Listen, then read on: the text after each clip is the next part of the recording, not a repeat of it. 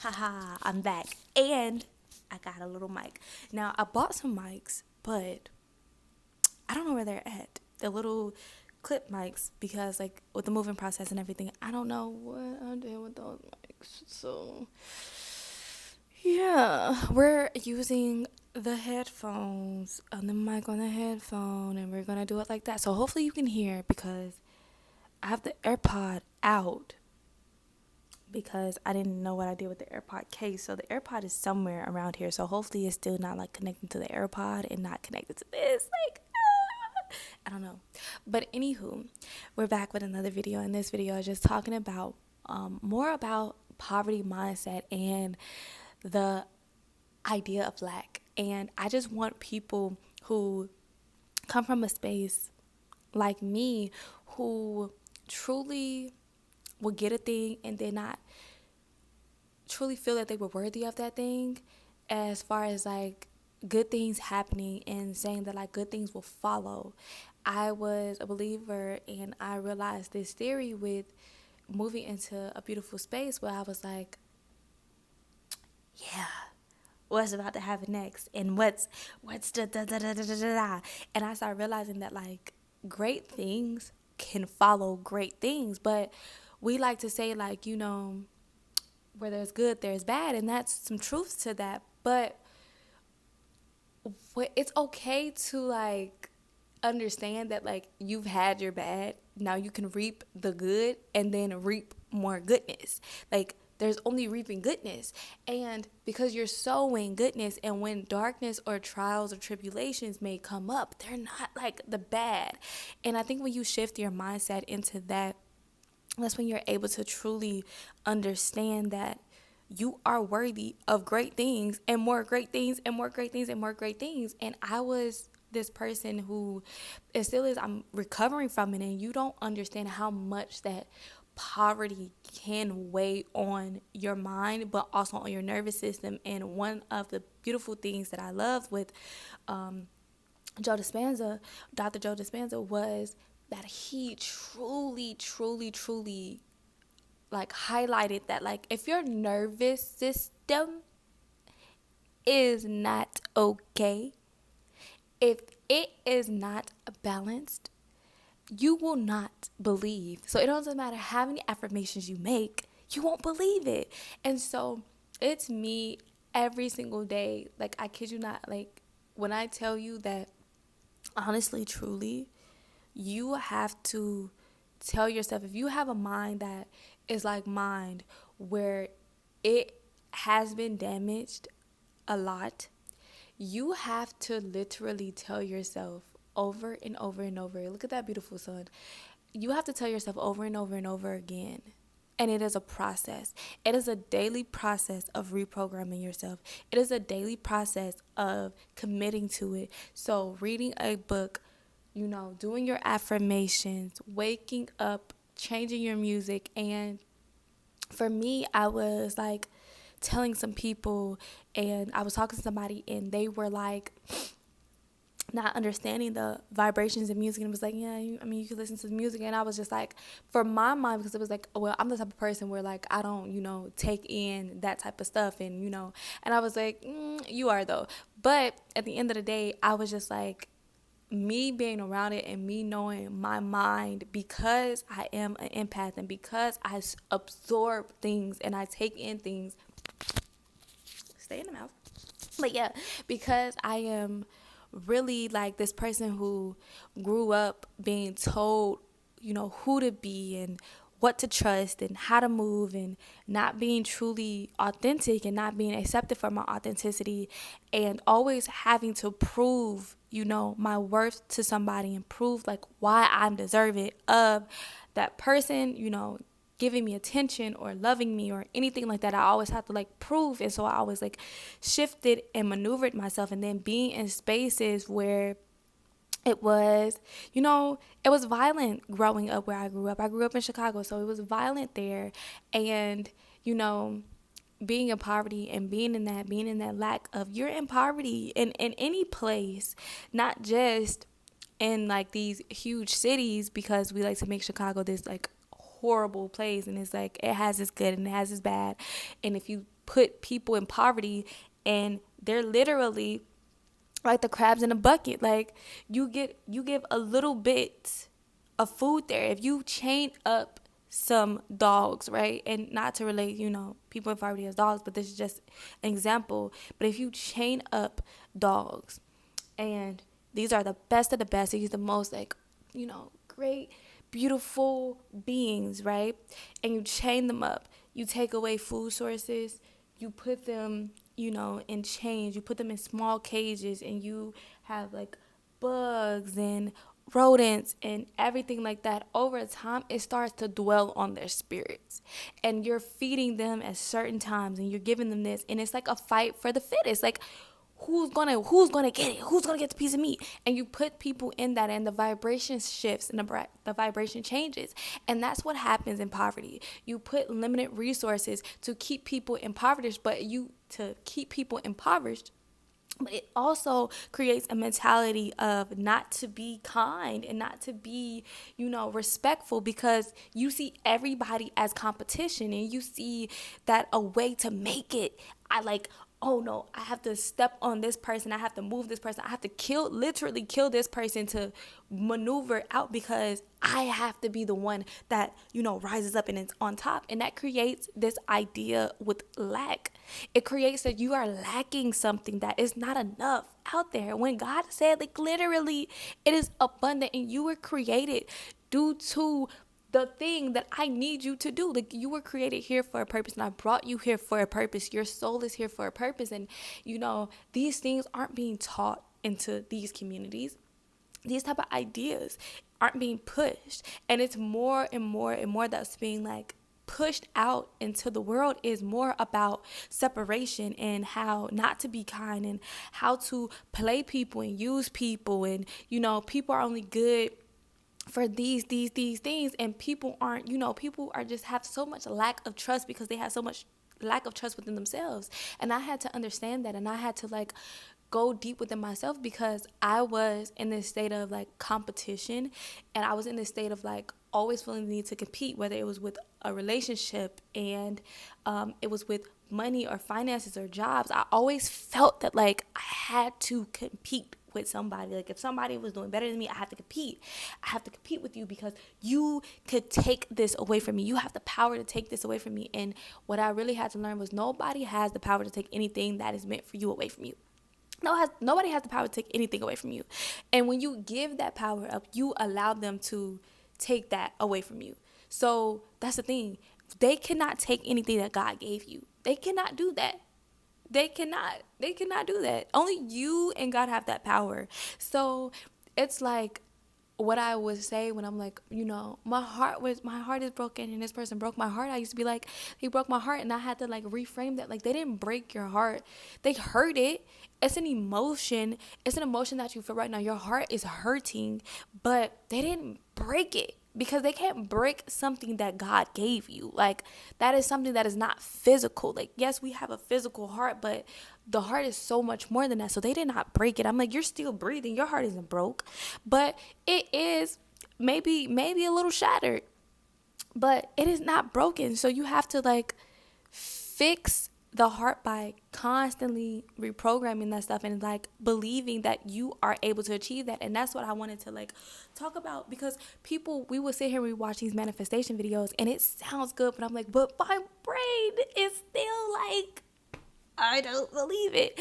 And that's because your nervous system is so used of being in a certain way, and you have to reprogram that. And that's why I wanted to like really get back into tapping into talking about things that I'm really experiencing, and just like about my background, because there are so many people who are out here who are just like me. Because when I'm looking into the manifestation videos, I see them in the comments and everything like that, and I'm just like, okay, you're thinking like me. And even when I talk to people, there are certain people who are like, I get what you're saying, but it's always a but, and it's always like a counter argument to that. And it's like, that's because you are also like me, and you also like reflecting my thoughts. So the deeper thoughts that I'm having about like, does manifestation really work? And can I really manifest fast? Like, I've never seen healthy love. Like, I have to wait for it. I have to wait for it to be present into my life, and I have to settle for it, or I have to settle for a job that like it really doesn't fit me, and it really doesn't, allow me to be my expressive self, or it doesn't,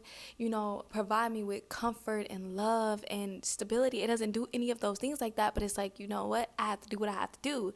And that's the thing with, just like before when I said what it's just like, you always feel like you have to kind of like take, I don't know if I said this, but you have to like take what you can get.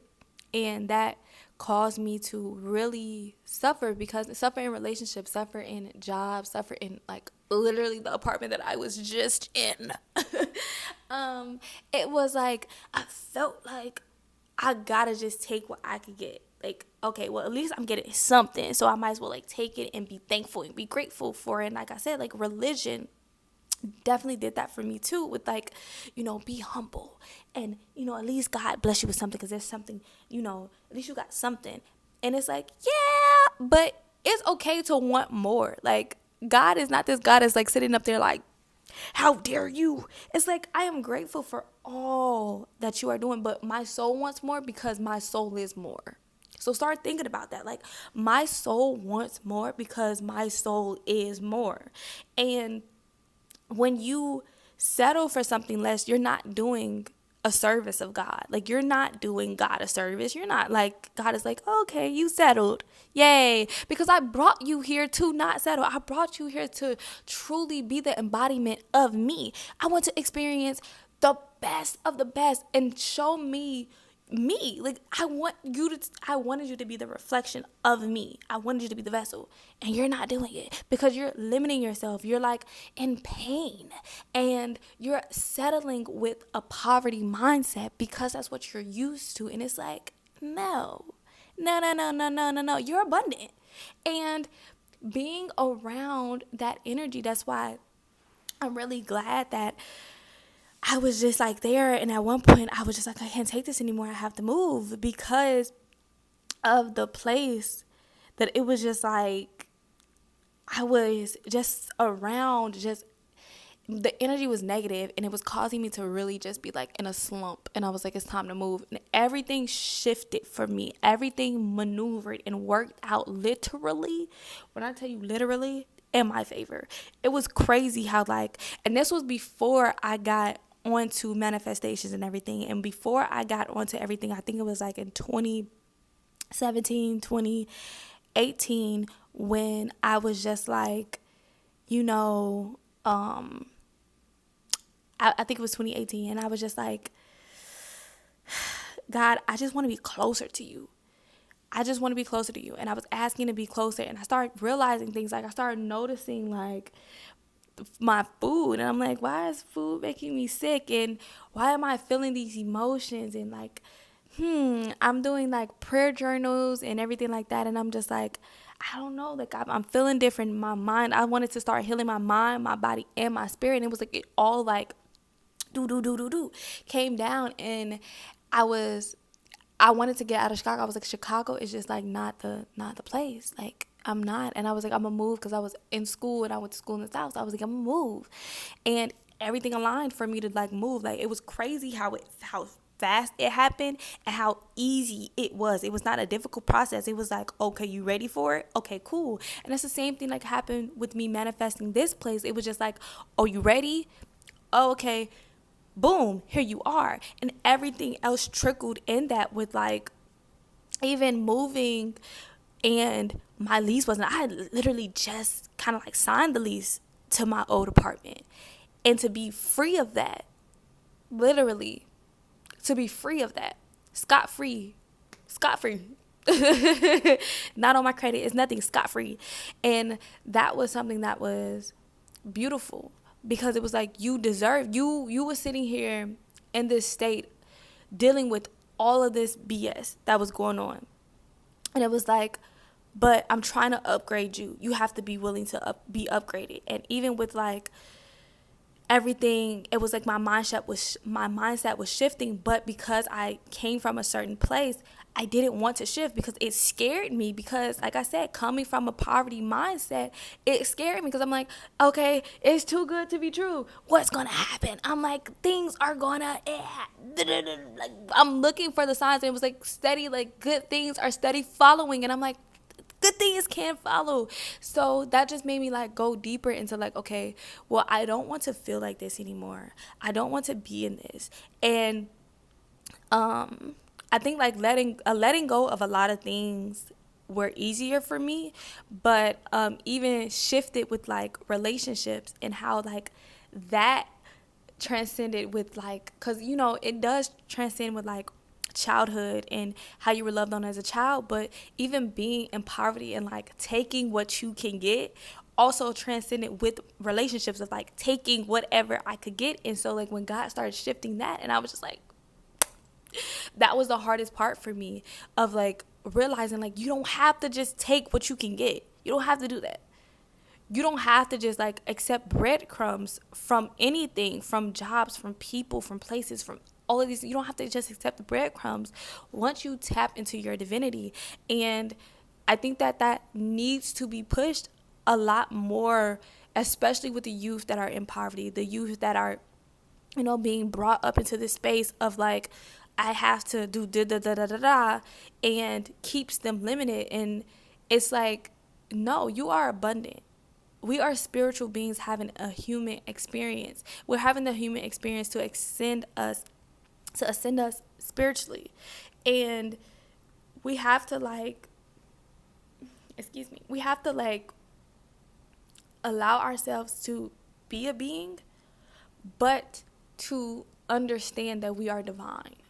And that was one thing that I am still like processing and understanding, that it is beyond this world. And I want to like talk about these things more because there's a lack in it. And we are still talking about abundance, but what happens when you don't believe it? What happens when you don't believe it because you were taught to, you know, believe the things you see?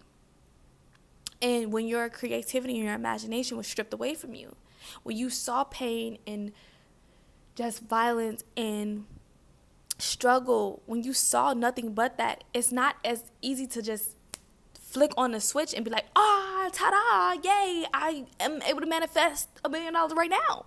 And that's where all people always do that with me when I talk about it. But they're like, well, I want to be a millionaire. Well, do you truly believe that you're a millionaire? No, you don't truly believe that you're a millionaire. Because if a bill happens right now, if an unexpected bill happens right now, literally, you will be like, it's always something. I just da da da da. You're still constantly working so hard because you're trying to get money. You're not working hard because you truly enjoy working hard and you want to work hard. You're working hard because you're like, I gotta pay the bills, I gotta feed the kids, I gotta do da da da da da da da. I gotta this. And it's like, oh yeah, you're not working hard because you're like, I'm striving, I'm doing this. It's something that I love. I love making money.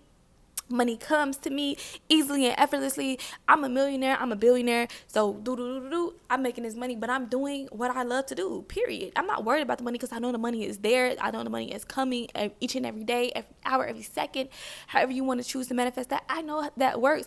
And I'm just doing what I love to do. No, you're like, I'm doing what I have to do. And that like depletes you because you're doing what you feel like you have to do, and it shouldn't be that way. So it's just a little bit, and we will go more into it, and I would continue to talk about it because, like I said, I want more of us to actually heal our mind, body, and our spirit. And it is not so easy to do, to become, you know, your true divine self, who God puts you here to be. It is not that easy to be that because you have to shift so many things, and especially coming from poverty, you have to shift so much. You have to believe that you can, and that is a difficult thing. It's not something that is like, I don't want to say hard or unattainable. It is just a challenge that you are being awakened to. So accept the challenge, work on it. What I do daily now is like working on it daily, even if that's doing the YouTube. I already know I'm a successful YouTuber. I already know that. So I'm just putting in the work of putting the content out there to help other people. And that is just what it is. And each and every day I'm doing my mission to even get the people back on track, to get people back in balance, and that is with the mind, the body, and the spirit. And I do that by being right now who God has ordained me to be.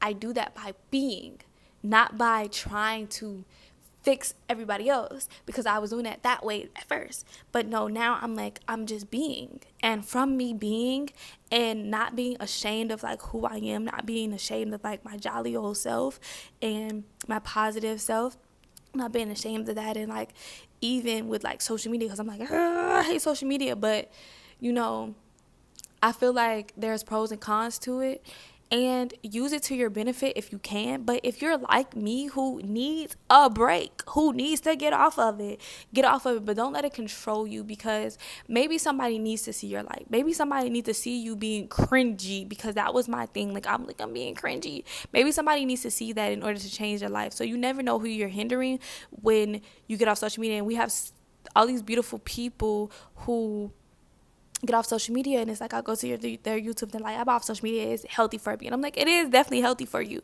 but some people need to be on there because I need to see your light.